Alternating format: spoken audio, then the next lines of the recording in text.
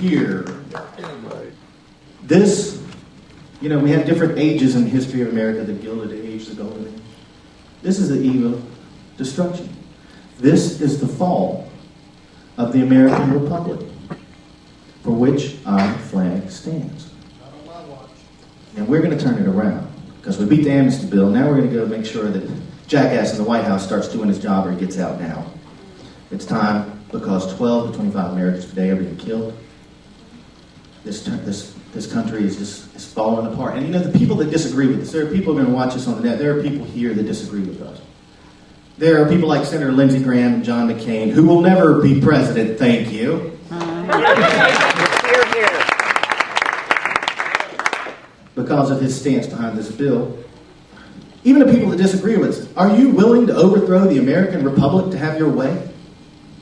Are you willing to see it happen this way? If you want the law changed, meet us in Congress. Let's debate it. Let's have an election. Let's see who wins. Because even if you disagree with us, if you're willing to support the president not enforcing the popular laws of the United States of America, then you, like John McCain, and you, like Lindsey Graham, are willing and supportive of the overthrow of the American Republic, and you are a traitor to the American public. That's who you are. That's not how we do it. And the next time that the executive branch does something or doesn't do something you don't like, you will be as powerless as the rest of us, because big business is behind this. Big business, big money, has always felt it was rather democracies and republics are insulting. Peons like us having an equal vote with big blue blood money is rather insulting to their opinion of things. And there's always been this conflict going all the way back to Teddy Roosevelt. Teddy Roosevelt fought against the trust. FDR had to fight against big business to make some changes. Now, not everybody approves of everything they did, but the bottom line to it is, if big business, which has bought and sold most of the Senate, runs the White House, can stack more people in here to grow the economy, grow the consumer markets by illegal, unconstitutional population growth, they're treating us like cattle. And the farmer wants more cows in the pen. And the cattle that's already there has no say. And this is a very dangerous position we're in. Because when your voice means nothing, and you are deprived of a self-governance, well, they can do whatever they want to. They can do whatever they want to do next. And it doesn't matter what you think. Now, that's the most un-American thing I've ever heard of. That is not the American way. A lot of people aren't here today, and a lot of people aren't going to be there Monday because they're afraid. Well, our veterans and our grandparents, they were afraid when they fought the Luftwaffe, defeated the fascists. And now it's time for some people that are here in this country to show some courage and be willing to stand up and be heard. And if you think that you can duck your head and get away from the mob rule goons coming up from Chicago tomorrow night in these buses, and they won't interfere with your life if you just keep your head down and go about your business like a good slave, you're wrong. You were wrong. They're going to be in your life, and they're going to be in your life 5 years from now, and there won't be a thing you can do about it. Is that correct? If you agree? Wake up, America. This is your call. Now, before we wrap up here, I want to say, when Bush was pushing the scamnesty bill, he came out and he said he wanted to summon the courage. We needed to summon the courage to overthrow the republic. We needed to summon the courage. George Bush starts using the word summon. I want to call it priest. I think that we need to use the word invoke. And what we're invoking is the American spirit. I truly believe that there is an American spirit. And that it is rising in this time to protect this country as it has before. And it's rising in you. It's rising in me. It's rising all across this country to protect what America stands for and is about. And I believe that we have that on our side. We have 80% of the public support for enforcement. We have existing laws before they rewrite them to suit big business. And we have something that I truly believe in, which is the American spirit, which is burning inside the people you see standing on the ready lines, ready to go. And people are watching Waukegan. They're watching the Chicago area. And all across the country, we want you to know that the country is with you. The nation is with you. and what you're fighting for here, and we're going to get you all the support that we can in any way that we can. But I want to thank you for having me here, and it's been a great pleasure to be here, and I hope you will join us tomorrow at 12 for Shop in Waukegan Day. One quick note, don't worry about the boycott. They threaten boycotts all the time in the Southwest. None of the illegal alien boycotts work. They all fail.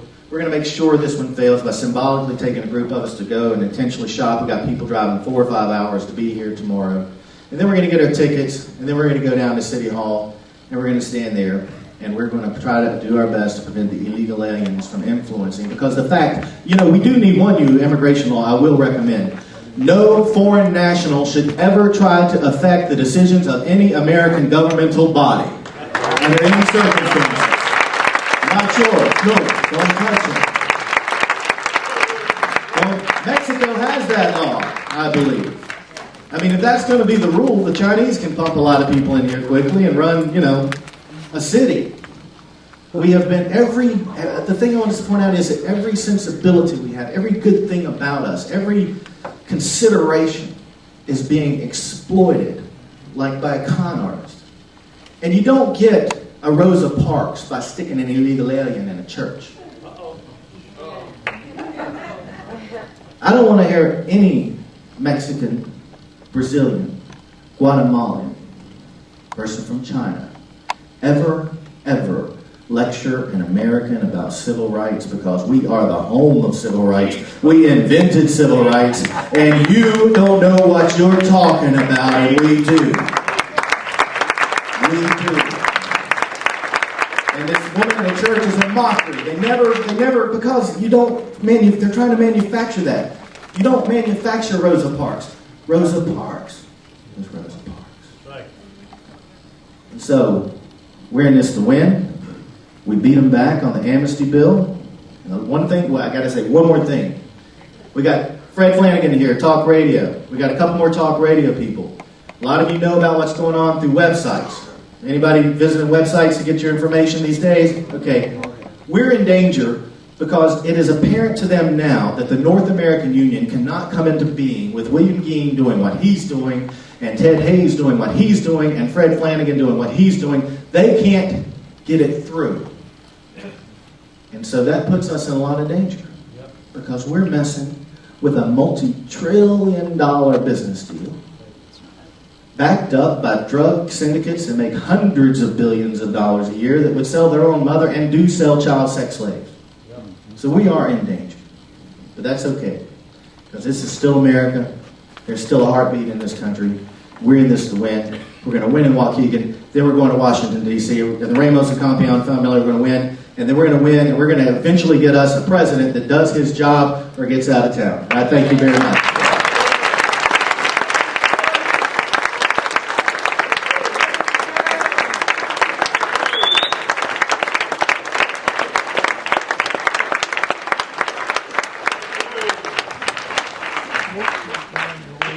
Just a few notes of thanks, and I'll let you all get out of here. I want to thank all the volunteers who helped me, and we have lots of them. I want to thank my wife who put up with this for the last 6 months. I want to thank all our guest speakers that came from all across the country to be here today. And I got to say a special thanks to my son Zach, who's also my webmaster, who very honestly put this whole thing together. He did.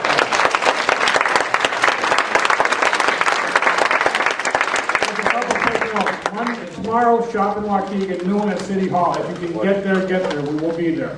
Monday afternoon, we've already talked about, if you're not interested in tickets, just get to the north side of the barricade by City Hall. We will be there.